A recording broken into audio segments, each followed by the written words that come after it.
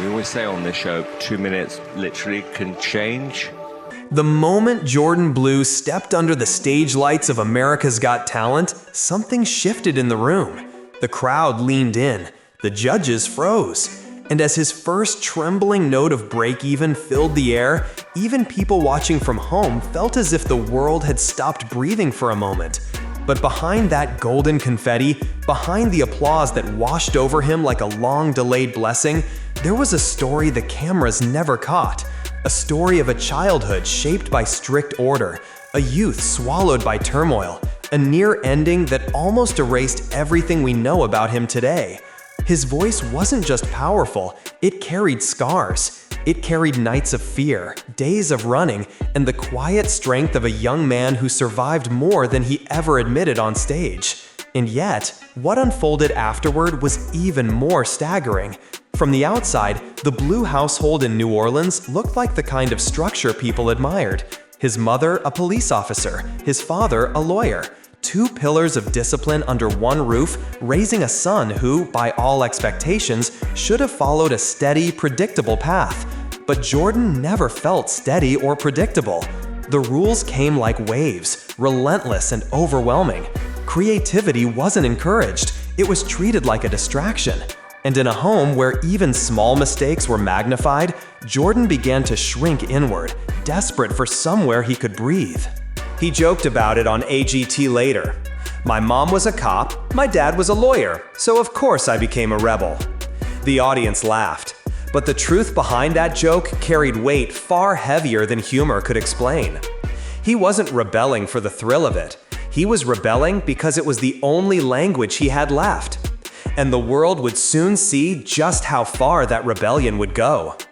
But the rebellion was only the first crack, and the collapse that followed was far darker. Jourdan's teenage years unfolded like a slow-motion unraveling. Friends drifted away, grades slipped. School became a place that only deepened the feeling that he didn't belong anywhere. By 16, the tension at home reached a breaking point. One expulsion, one argument too many, and suddenly the world outside became the only option he had. He tried numbing the pressure with noise, parties, drinking, late nights with people who masked their own pain behind chaos. What began as escapism became routine. What felt like freedom became chains. And all the while, he drifted further from himself. At 18, everything crashed. A dangerous night, a dangerous choice, and a moment that nearly ended everything.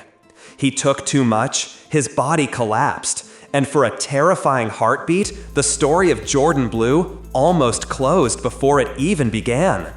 No headlines mentioned it, no public record captured it. But that moment became the silent fracture that defined every step of his future. He woke up shaken, terrified, and painfully aware that he was one mistake away from disappearing without leaving anything behind. But someone was waiting for him, someone who would save his life without saying a single judgmental word. His grandfather John didn't ask questions, didn't scold, didn't demand explanations. He simply opened the door and made space, emotional space, physical space, the kind of shelter that doesn't announce itself but becomes everything.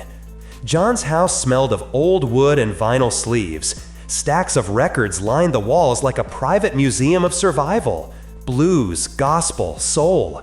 Music born from wounds, lifted by hope.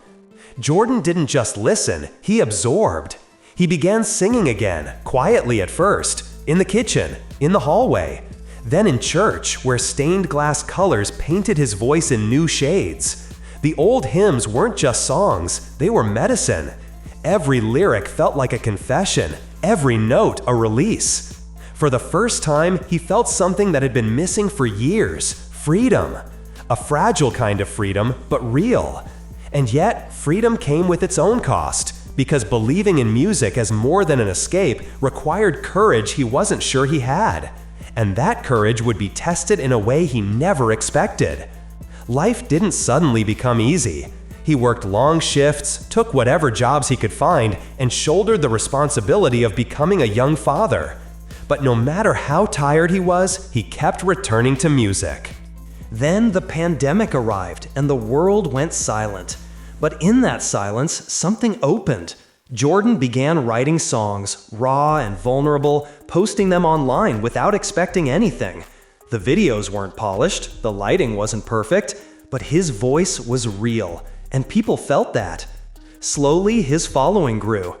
When venues reopened, he took a leap. He went to Bourbon Street. If you've ever been to Bourbon Street, you know the energy. Neon lights splashing against puddles, strangers stumbling from bar to bar, sounds colliding in wild harmony. And there stood Jourdan, a portable speaker at his feet, a microphone in his hand, singing like each night was his last. He wasn't chasing fame. He was working for rent, for gas, for diapers for his son Jax. He was singing for survival. But Bourbon Street had a darker side, one that would come crashing into his world without warning. And the night that changed everything didn't even happen to him, but it could have. New Year's Day 2025. When the sun rose over New Orleans, the news broke. An attack on the very block Jourdan often performed on. Chaos, sirens, fear rippling through the crowds. Jourdan wasn't there that night. He was sick at home, by pure chance. But the shock hit him harder than he expected. The street that had given him identity, purpose, a place to stand when he felt like falling, had turned into a scene that could have taken everything from him in a single moment. He later said, "It made me realize there's so much more to live for."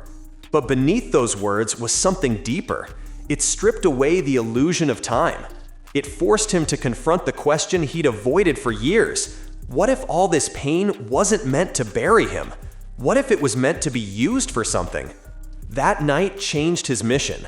Music stopped being an escape. It became legacy. And that legacy would lead him to a stage he once believed was reserved for other people, never for someone like him. May 2025. Jourdan walked onto the AGT stage carrying every chapter of his past inside him. The strict home, the rebellion, the overdose, the survival, the love of a grandfather, the weight of being a father. He chose Break Even, a song about heartbreak and holding on when the world feels like it's collapsing. But when Jourdan sang, the lyrics became something else, a testimony. His voice cracked at first, but then it rose, powerful, raw, trembling with history. The judges didn't just listen, they felt. Sofia Vergara called him a rock star. Heidi Klum said she had never heard the song sung that way. Simon Cowell praised his authenticity, noting that the emotion didn't feel performed, it felt lived. And then came Howie Mandel, tears in his eyes, a rare vulnerability from a judge known for restraint. And then the Golden Buzzer. Confetti rained down like a storm of forgiveness. Jourdan dropped to his knees, clutching the golden pieces as if afraid they would disappear. His grandfather watched through a phone screen, unable to physically stand beside him, but present in every beat of that moment. For the first time, Jourdan allowed himself to believe he belonged on that stage. But the triumph of that night was only the beginning, because the next challenge would strike before he even stepped into the quarterfinals. By the time the live rounds arrived, the pressure had multiplied. More eyes, more expectations, more stories resurfacing online, some true, some exaggerated, some twisted into narratives he barely recognized. Then, on the night he was scheduled to perform Biblical, disaster struck. Severe food poisoning, the kind that makes standing feel impossible, the kind that sends even the strongest to the floor. Producers, aware of the risk, quietly told him they could use a rehearsal recording instead. But Jourdan refused. He walked onto that stage, pale, trembling, barely steady, and sang anyway. His voice wasn't flawless, but it was honest. Each word pulled from a place far deeper than technique. And somehow, it carried him through. He didn't perform like someone who grew up with a microphone waiting for him. He performed like someone who had fought to stay alive long enough to reach that stage. And with the world watching, the story of Jourdan Blue shifted once again, towards something bigger than a competition. Fame came quickly, but Jourdan handled it differently than most. He didn't treat it as a prize. He treated it as responsibility. He knew what it meant to be saved by a single voice. his grandfather's, his own, the artists who carried him through dark nights. And he wanted to give that gift back. He spoke openly about wanting to create a music festival centered on mental health awareness. Not just a show, a sanctuary, a place for healing, for unity, for those who felt unseen. Through it all, he held tightly to the people who never left him: his girlfriend, his son Jax, and his grandfather. They were his compass, his anchor, his reason. His net worth might sit around a modest $100,000, but numbers never captured what his voice had become: a bridge between pain and redemption, between struggle and hope. Jourdan didn't rise because life spared him hardship. He rose because he carried every broken piece and dared to turn them into music.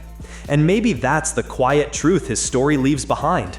Scars don't silence a voice. Sometimes they're what make it unforgettable.